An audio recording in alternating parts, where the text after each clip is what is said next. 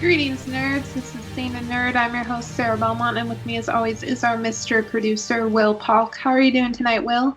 Doing very well, Sarah. How are you doing this evening? I'm doing all right. It's been a mellow, weird, strange new world. But yeah, I'm here. Yeah, it really is. It's sort of like now, whenever, before this time, like last year, just thinking we were like talking about Doom Patrol, and even just like a month ago, you're looking forward to like, okay, Black Widow's coming up, and this is happening, and that's happening. Now we're like, is Comic-Con going to happen? Or, Oh no, Comic-Con. yeah. If they move the Olympics, Comic-Con is canceled. Yeah, yeah. I can't see them having it, but I know it's kind of like that kind of open thing. Even the NFL draft is like probably going to go to like some Zoom meeting type format or something like that. So it's just kind of wild world we're in now. Yeah, and we, again, the crazy thing is, arguably, we're still in very beginning stages.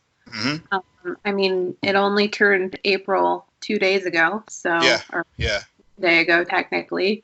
So and that's what worries me the most, is that I can only see things getting worse before there's any way that things will start to get better. So yeah, I would be shocked if they had some of those events or didn't come up with a social distancing way to do it. Yeah, it's like a virtual Comic-Con. That would be amazing if they had like a virtual Hall H or something like that. Well, I don't think people will have anything to show though, because production stopped. Yeah, so You're just going to remind everyone, hey, remember how we promised that you would get all of this cool stuff in 2020? Well, there was a pandemic, so now it's been postponed until 2021. Right. I mean, and every day. Kevin Feige's like, that wasn't a part of the phase. Yeah. It's like Endgame, the 5-year like hiatus has really happened. Yeah, I don't.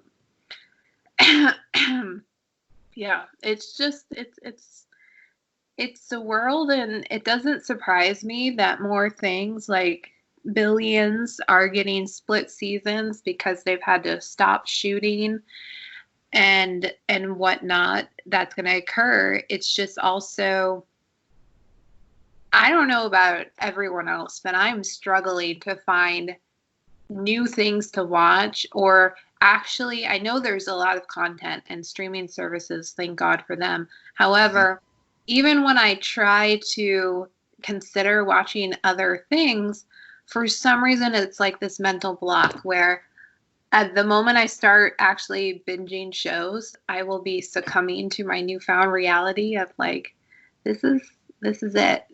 Yeah. It's just like, okay, that makes any sense. No, it makes total sense. I mean, it's kind of good for things like what like we're going to talk about tonight, Little Fires Everywhere, where it is sort of spread out over, it's weekly. Like, and same with Star Trek Picard. I mean, it was good to have something to kind of look forward to, because if with some series when they just drop them all at once, it does like if you blow through it, then what do you have left? But we did get some news, I guess, as far as some of our Arrowverse shows, as far as firm dates of return. I know we had speculated some on our last show earlier this week about when they're going to return, but it looks like both Batwoman and Supergirl are going to come back on April the 26th, and The Flash in its abbreviated form will come back on April 21st, and so that will at least carry us through April and May. And then of course we have the new Stargirl show that will premiere on DC app on May 18 and May 19. And the more I actually look at the Stargirl, I think it's going to be pretty good. I think if they keep the tone like the other DC universe shows, obviously they'll maybe have to make some tweaks to it, so they can air it on the CW. But So far, all of them have been, for the most part, pretty solid. Hmm. You mean DC shows on CW? What do you mean by most of them?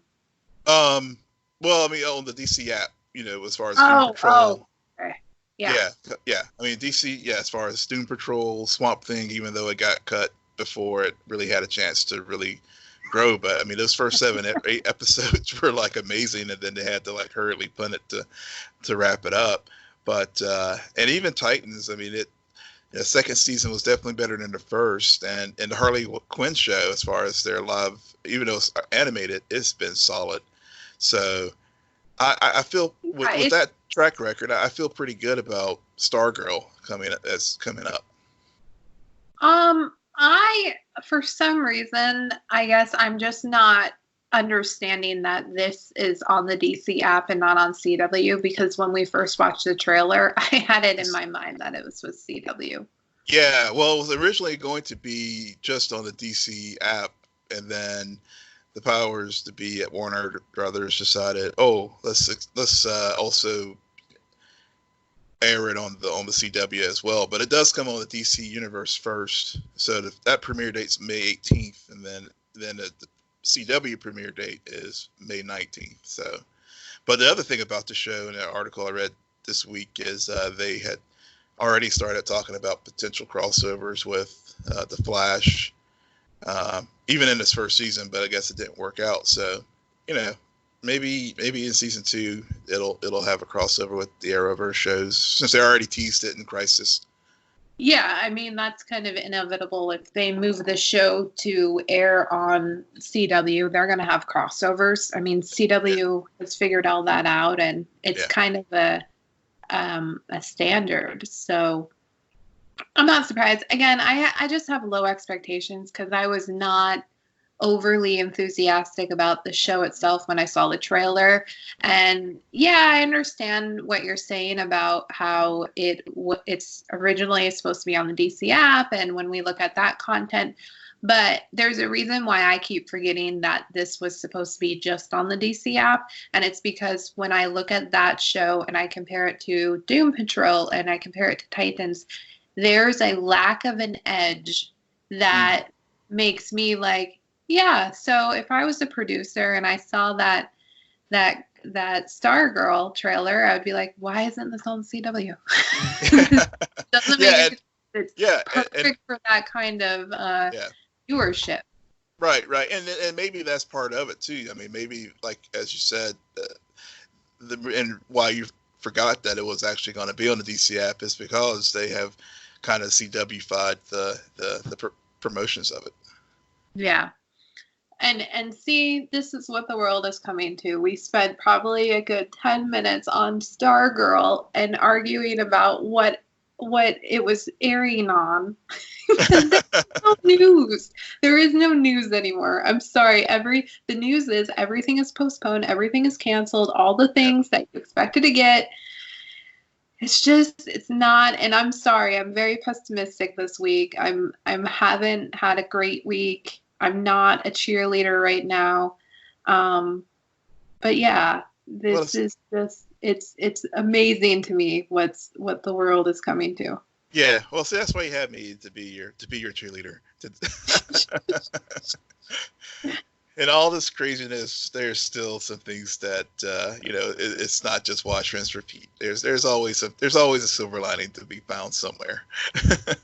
No, I know that. I see my silver linings there, everything. I'm just kind of over everything, but we're getting very off topic. So the last news items that you have is Titans episode director Boris Blood. I don't know how to pronounce that name. Mavosky confirmed Ian Glenn's Bruce Wayne will return for the 3rd season whenever they get an opportunity to shoot that 3rd season, which will probably be 2021.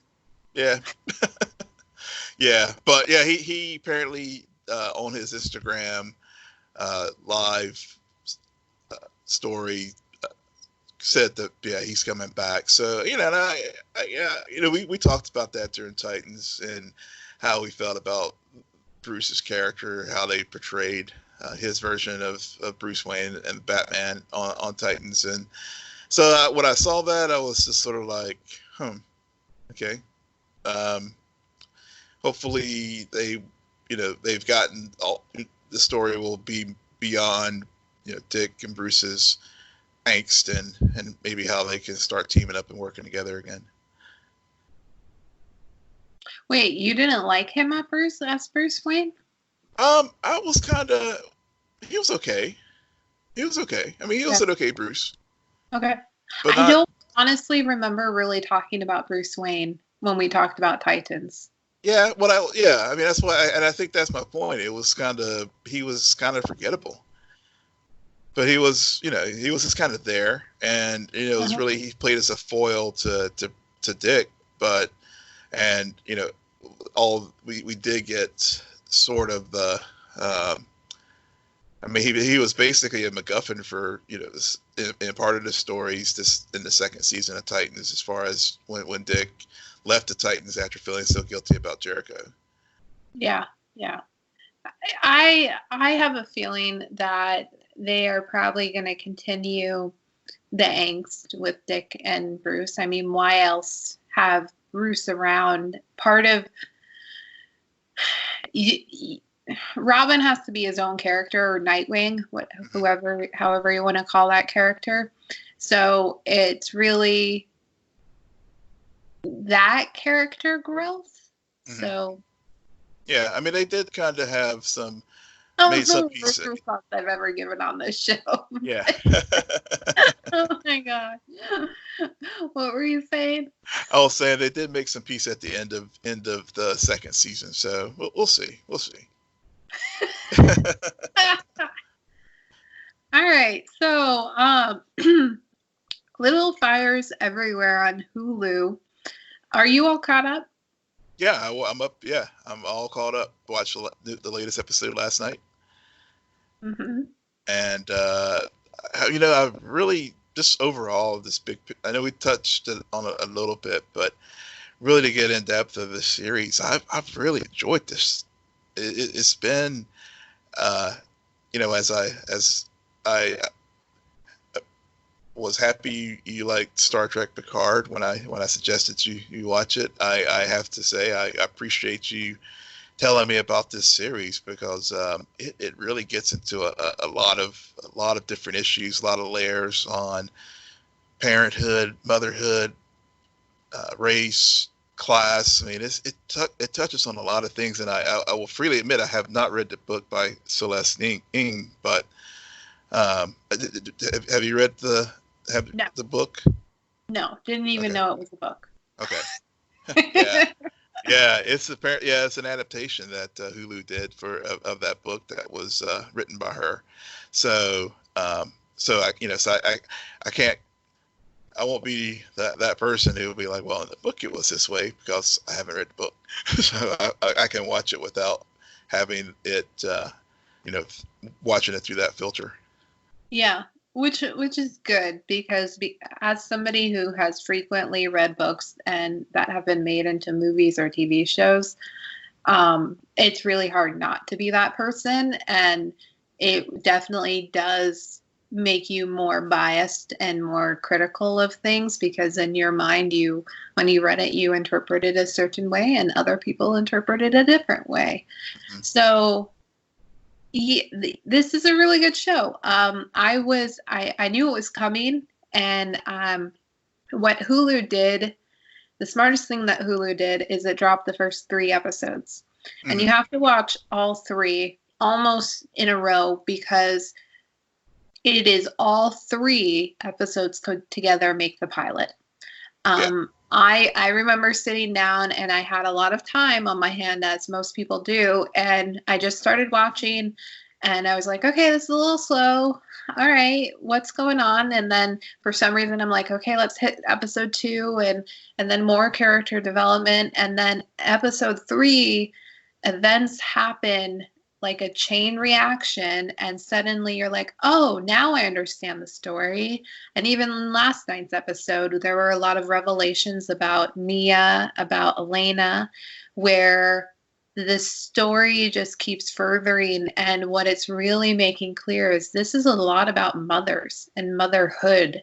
Mm-hmm. And it's interesting how it's set in the 90s, Yeah. which most people don't equate to any kind of sexual revolution or anything to do with women's rights, but you can see how these women,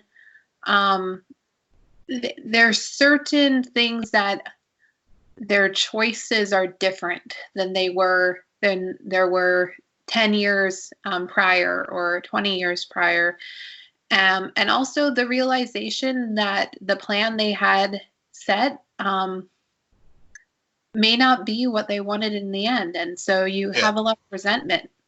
Yeah. I think that's definitely with the pilot, the first 3 episodes. So we were first introduced to Elena and Bill Richardson. So the way the series starts out is it's there's fire at Richardson's home. There's fire departments out there, and it's very blue screen angst as far as setting the emotional tone. And then then whenever we get into the series itself, it's 4 months prior to that event that we are introduced at the very beginning. And so we see Elena, she's a newspaper reporter in middle America, Shaker Heights, Ohio, and it has like the idyllic life. It's like upper middle class. Husband's an attorney. Has 4 kids, and yeah, just dealing with the daily grind of motherhood and being a professional working woman. And then we're introduced to Mia and Pearl, and they are literally living in a Chevette, and when Mia and Elena first encounters Mia, she sees the car on the side, in the side of the road in the parking lot there, and she gets all like, she tries to pull a blind side. Yeah. And that's Elena. This is now Reese Witherspoon is playing the exact character who she played on Big Little Lies. It is, and if you see both shows, she's not the standout. Kerry Washington, I would also argue, is not necessarily the standout either. However, Mia Warren as a character is fascinating because she brings this tension where you never know how she's going to respond. In some moments, you think she's going to be very kind and sincere and motherly and maternal. And in other moments, no, this woman has a survival instinct about her. And she is protecting her daughter in the only way she knows how to. Yeah. And I think that's why a lot of us are drawn to that character. But at the same time, I think this show is just overall a good ensemble because all of the kid actors do a good job.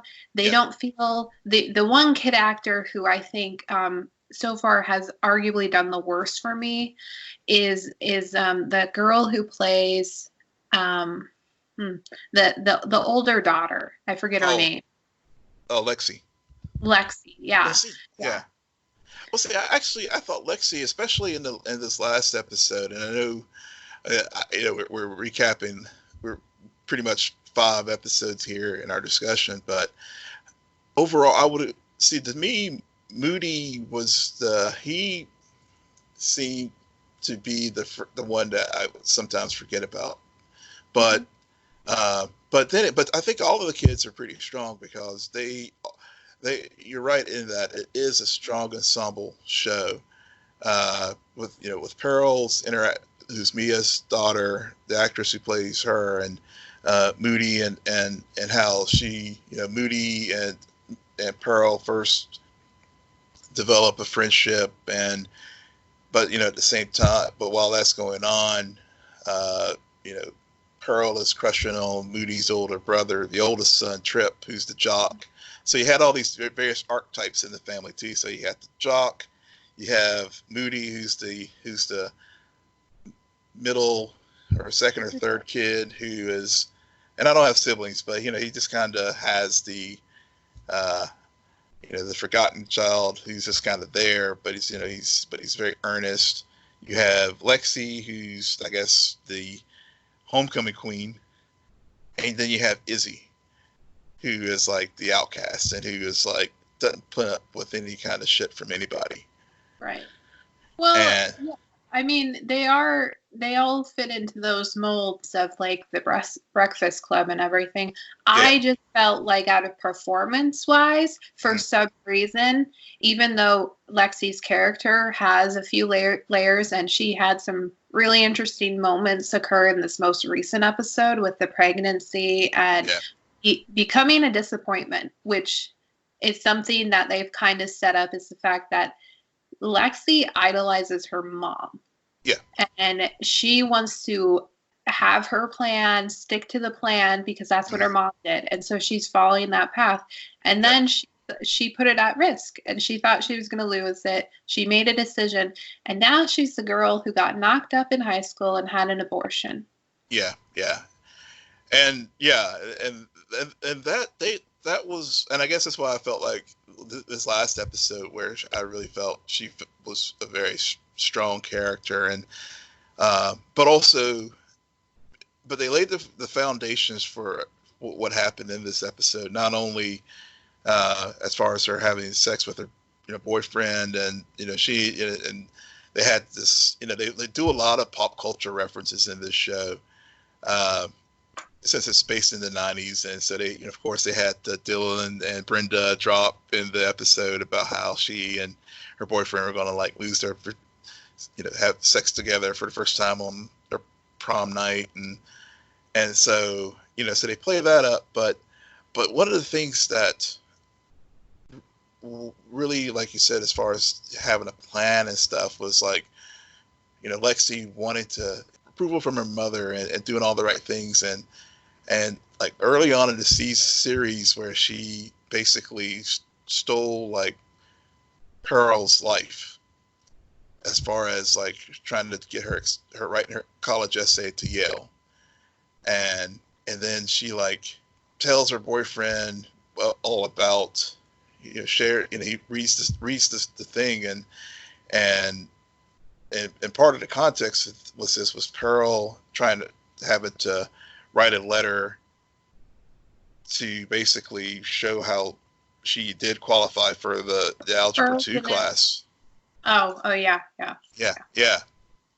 And then, so Lexi early on, like, steals stuff from Pearl, and they have this weird kind of friendship where it's just like Lexi's just basically using Pearl for her own ends. And then whenever Lexi and her boyfriend do have sex, and then they're all talking about it, and then we get to the scene where they do the pregnancy test, because also Trip and Pearl hook up, and it was her first time, Pearl's first time, and they really are, the way they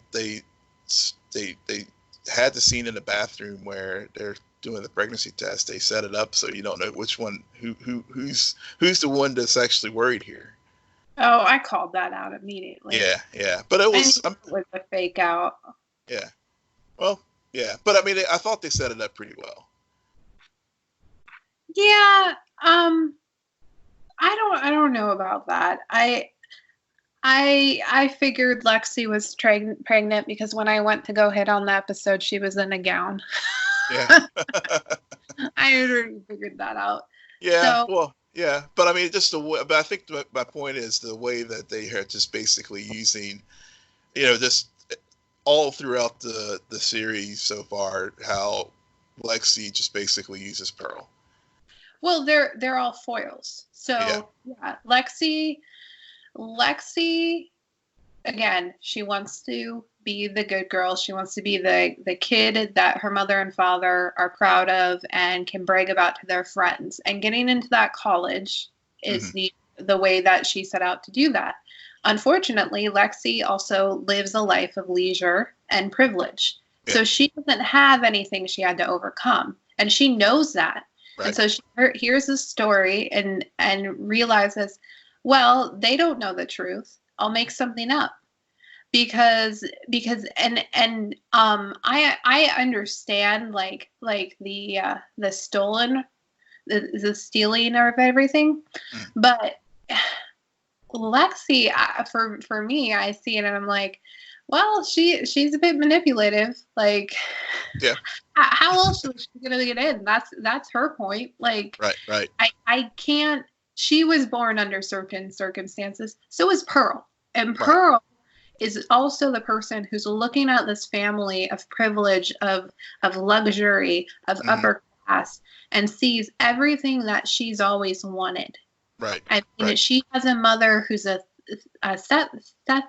thespian and makes her travel America, and they never know where they're going to be. There's no stability. She's always a new kid. She doesn't know who her dad is, and she's really craving that home life that I'm sure she's seen on TVs and she sees that everyone else has.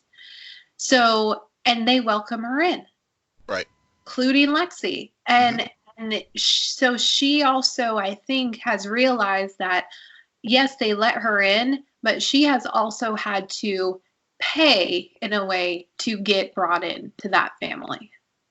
Yeah, that's true. And I mean, and throughout the series, they reinforce that point pretty heavily that there is a price to be accepted by this group, by the Richardsons. And what I really like is it's not just about Pearl and her need to be part of that family, but you have, again, Izzy, who's the youngest daughter, who sees Mia and is like, oh my God, you get me. You understand me. Why my mother has never understood me, never accepted me. And yet I can be your apprentice. And so I love a few episodes ago where to me, they did this moment where Mia freaks out because Pearl is staying at the Richardson. So she goes out to get her. And yet also Izzy shows up after the homecoming dance to seek consolement in Mia because what I think is also adds layers to Izzy is the fact that, yes, they made her the reckless child, the clear outcast of the family, but she's doing it because she's coming to terms with her sexuality. Yeah. And they said it, this is again the 90s when you had people like Ellen DeGeneres and everything that happened. And so I really appreciate how they're weaving that into that. I also think they made a good choice not to have Bill overreact to that revelation. And it's more about her relationship with her mom as opposed to her relationship with her dad. Because her dad is her confidant. Her dad, she can always will protect her from her mom. Yeah, that's a very good point. I really enjoyed that scene with because he was like, okay, yeah, and I get her, I get my daughter, and it really was a good. It really painted a good picture as far as how their marriage is too, because again, Alana has. It's everything's programmed. I mean, even down to like the nights they have sex. I mean, it's like, Wednesday and Saturday, and he is Bill seems to be the guy that he does his best. He may not be always the he's sort of the stable one who keeps it tries to keep it real, whereas Alana is always trying to be the perfect one with everything is has to be just right, and like even in when they had the book club scene early in the second episode where they're all sitting around. I guess they're reading the vagina monologues, and she couldn't even like say the V word. It was like so forbidden and like so like sheltered and everything, and so again, it just really adds layers to the story and to their relationship as far as why the kids react to their parents in different ways, and how how I guess Alana really likes Pearl because she is that sort of like the daughter who she gets, and who gets her, and especially like when they were working on like the college essay, or not the college essay, but the letter that Pearl wrote to basically to get the classes at the school, where the teacher was thinking that she was like some kid from inner city kid from Cleveland who was just here because of quotas or whatever. So that dynamic really makes this kind of work, and Mia's reaction. Yeah, go ahead.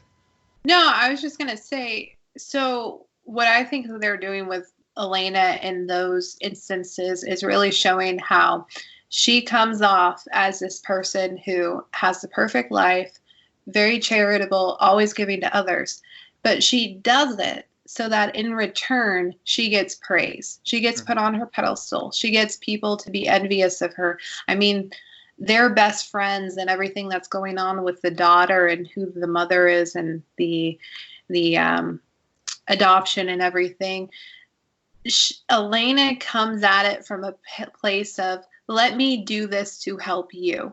Mm-hmm. And it's not, and this is what Mia picks up on from the very beginning about Elena. She's not doing it to sincerely help them, but it's almost like a debt. Yep. And I think that Pearl also she may not fully understand how manipulative that can be, because Elena hasn't done anything viciously towards her, mm-hmm. but she also and I think really what happened was that Mia in that instance couldn't help her daughter. Mm-hmm. She couldn't. I mean, when you have that kind of prejudice, it's not going to help if Mia shows up. But unfortunately, due to circumstance, if you have Elena show up, Elena's going to pull the strings, make the smiles, bring the cookies and everything, and it's going to be fine. So I think there was some sort of resentment and jealousy because Elena could actually help Pearl with her problem and Mia could not. And that's what they keep doing with all three girls and arguably all of the kids in the show, mm-hmm. is that when they come to these problems, the problems are structured in the way where the other mother will be able to step in and help, where the other one could not and is failing. Yeah. Except for and getting to, I'm glad you brought that up, because that also gets to this week's episode where mm-hmm. Lexi does have the abortion, and then of course obviously Mia picks up right on it as soon as she saw her what happened. Mm-hmm. and so as Lexi's trying to confide to Mia and get, she I don't know, she wants like absolution or her to say, hey, it's okay. I mean, Mia rightfully, well, not rightfully, but maybe rightfully is not the right word, but Mia. Oh, Mia was right. Yeah, she was. Yeah, Mia was right. It's the right word, and I love that moment because again, in that instance, when Lexi asks her, "What did I do the right thing?" Yeah, there's this pause and this tension of, is Mia is gonna say like, "Yeah, I think you did. You're too young," but instead it's more about like, no, I'm not gonna give you anything. I'm not gonna step in and play mom towards you. You're not. you're using me and you just used Pearl, so no. Yeah, yeah, Um, and that's a big difference between her and Elena, where I think Elena would have said what, if it had been Pearl, she would have done the thing that we expected, from any mother with an maternal instinct. yeah. But that's not Mia. Right. Mia's more about the writing, and in a way, I think it did help Lexi. I think that moment is going to change her trajectory and potentially lead to some growth down the line. So I think in a way that it was more of like the what do they call it, the harsh, Yeah, the tough love. love. Yeah. Yeah, yeah, and I guess I was trying when is given that it's dealing with reproductive issues and those kind of things. I was trying to I didn't want to like say yeah she but but you're right. She did tell her what she what she needed to hear, and not sugarcoat it. Like Elena probably would have, and it was also in some ways interesting too, because when Pearl talked to her about to Mia about what happened, her relationship with her hookup with Trip, she was, given that she was very understanding in a way, given that, earlier on in the season, she was just like, sex is sex. But then when Pearl was explaining how she thought it was going to be exciting and different, and for Trip, he was just kind of like, well, it's just a hookup, and but Mia was actually very understanding of how Pearl was feeling this, I guess, of her feelings, and she did show the capacity to be maternal and supportive, where we've seen other situations where she just flew off and like was like not so, and to the where Pearl would go and just lock herself in a room and just stay away from her mom because of the unpredictability. Well, I don't know if it's because of the unpredictability, but it's more of Mia overreacts to situations when she feels like she's losing Pearl to the Richardsons. In that moment last night, it was more, my daughter's opening up for me. I have to take advantage of this moment. She's sharing with me.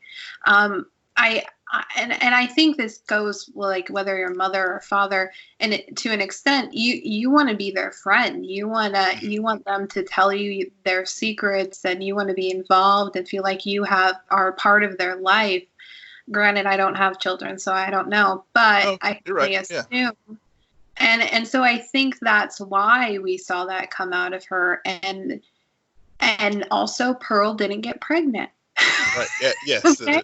There's that thing too. Yeah, she was careful and she used protection. So to me, it was like, okay, you were smart. Okay, it may have been disappointing, but you were smart about it. Right. I also, with the whole Trip thing, that the moment he invited her to watch TV with them while Moody was out, I was like, oh God, they're gonna do this love triangle. Yeah. And they are, and I don't really care for it. However, I did appreciate in the most recent episode, Trip comes off very good in the sense that he clearly has no idea how to deal with this because he's had sex, but he's never truly liked someone the way he likes Pearl. Yep. And his initial reaction was not because of his feelings to Pearl. It was more also watching his mother kind of have her fall out with Mia and there being a clear divide. Because Trip is very much like Lexi. I think Trip also wants to be the son that his parents are proud of and knows his role, has his place, and Pearl and his relationship with Pearl could jeopardize that and I think truly he is more fearful to lose his brother, because and how he's going to ever explain that to Moody. Yeah. But another interesting thing about Bill as the father character, I listened to an interview with Joshua Jackson, and he said something that I have always in my head whenever Bill has a scene, is that for him, it's all about, he likes the routine. He likes the stability that their life was before Mia Warren. Mm-hmm. And especially in this last episode, when Elena goes off to New York City on her own, things are starting to unravel. And there's something threatening about that. And I find that so interesting, because it's not just that it's a woman, but she's also African American. She's also impoverished, and she also comes from independence where she's raising her daughter without any man. Yeah. Which I don't think was as common. I mean, right now it's very common for single mothers, single fathers even. Yeah. But that era, that decade, there was a change where women and men would raise children alone, and there's a threat there to this idea that to have a household you have to have both. You have to have both mother and a father. Yeah, that's a very, very good point, and and I think I think having this show set in the late '90s, because there really is that transition period where a lot of these types of issues were being addressed, and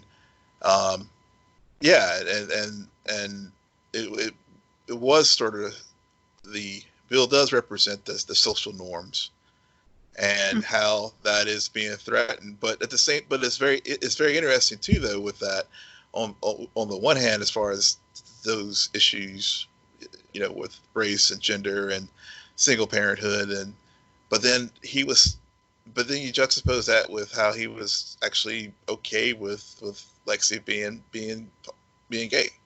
Yeah.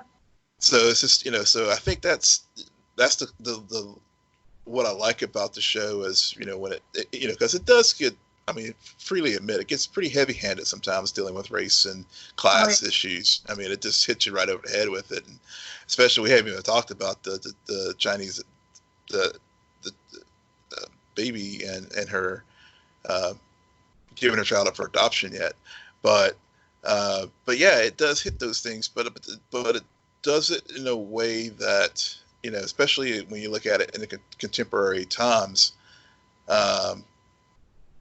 it does it in a way that's still heavy-handed yet honest in some ways too. Yeah, I think that the writing of the show, there's a few moments where race is brought up or class is brought up, and I'm like, okay, we get it. Yeah, we get it. Yeah. 2020, we get it. Yeah. However, there are also moments where they say something that isn't as direct and yet has all of the subtleness that really makes the story so much better, and what they're trying to get across, that I really appreciate. So it's very balanced in that sense, where for every cringe moment, there's also a moment where it's like, no, this is good writing. Yeah. And so yeah, I think overall I would describe it as very balanced in that sense, where could they deal with less? Yeah, but I also, sometimes people need to be spoon-fed, I guess, or else it still wouldn't be an issue. Exactly. Yeah. So now that we've spoiled the first 5 episodes for everyone listening, just watch the rest of it. Yeah, exactly. Yeah. What else are you going to do? Yeah. And actually, there are a few things that happen we haven't talked about. But overall, what we really want to get across to anybody who's still listening is that the character, this is a very 3-dimensional show. it's a slow burn, but there's a lot of revelations, especially towards the end of every episode, that makes you want to see what's going to happen next and want to know more. And they really are peeling away at the layers of each character. And from the very first shot of the pilot, you know this is building up to a big fire. Yep, a very big fire. Yeah. Like, we're lighting matches right now, and so it does feel like you're on a roller coaster, and you're just still grinding up to the very top of it, just waiting to see what will be that spark that truly ignites everything. Yeah. It will be, and I completely agree with what you said about the series, and in each layer from in the first 5, and even to what drives Alana as far as her motivations, and we get some we get a flashback for her to her days in college, and her relationships that sort of in this last episode that provides some additional context for like why she is the way she is, and being having this idyllic plan of a life, and also, yeah, definitely go if you've listened to our show because to hear our take on the first 5 episodes and you've been watching it, hope you will continue to talk about it. So hope you'll join us for the ride. But if by listening to us you are now interested in it, we didn't spoil everything. So there's a lot of things in the first 5 episodes that will make you stick around for the balance of the season. Yeah. And if you watch it and you don't like it, tweet at Will. Don't tweet at me. No, tweet at Sarah. She's the one that got us onto this. All right, Will, where can our followers find you? Yes, you can find me at Will M. Polk. That's WILLMPOLK. Please follow me at Twitter at SJ Belmont, SJBELMONT. Follow our crew on Twitter at SNN Nerd. Friend us on Facebook. Follow us on Instagram. And also, tell us what we should be watching. I am dying for some good recommendations. I'm never going to watch things that Will recommends to me, people. So I really tell me what I should be watching so that we can talk about it, and then I can claim it as my own recommendation. Regardless, rate, subscribe, and comment on Apple Podcasts, Spotify, YouTube, Stitcher, and wherever you get your podcasts. People, stay healthy. Good night, Geek Out. You're welcome.